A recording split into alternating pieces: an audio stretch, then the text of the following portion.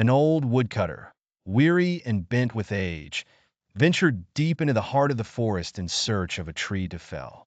His bones ached, his muscles groaned with each step, and yet he pressed on, driven by the need to provide for his family.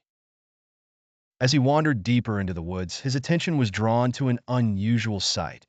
A blind snake coiled tightly on a tree branch, its mouth agape. It sat still, waiting, and suddenly, a bird, mistaking the snake's gaping jaws for a branch, landed. In a swift and tragic moment, the snake snapped its jaws shut, consuming the bird whole.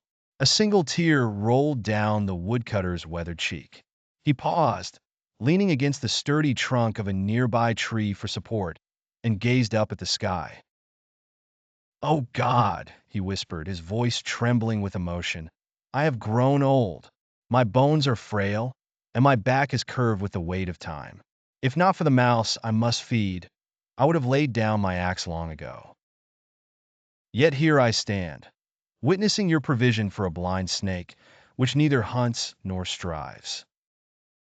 O Lord, in your mercy, provide for me as you do for that creature."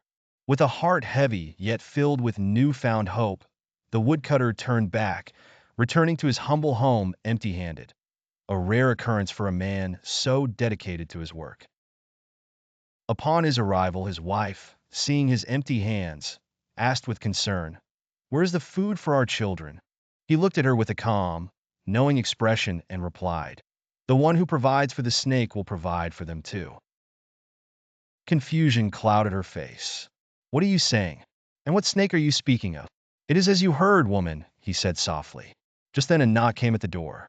Standing there was their miserly neighbor, a man with a sour reputation who rarely spoke kindly to anyone. He asked to borrow the woodcutter's donkey, despite owning 9 of his own. "Why do you need mine?" the woodcutter asked. The miser replied, "There's more work today than usual, and my 9 aren't enough." Though he knew the man to be selfish and unfriendly, the woodcutter, without hesitation, agreed and handed over his only donkey.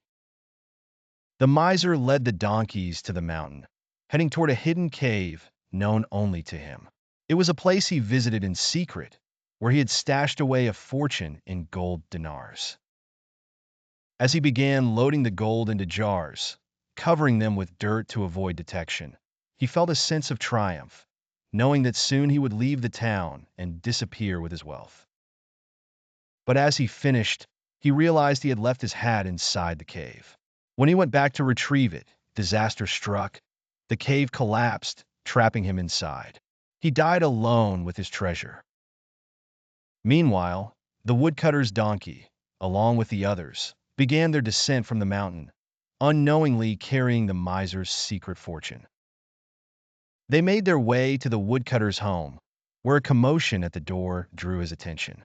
When he stepped outside, he was astonished to see his donkey and the miser's donkeys, each laden with jars. Curious, he inspected one of the jars and, brushing away the dirt, saw a dazzling glimmer of gold.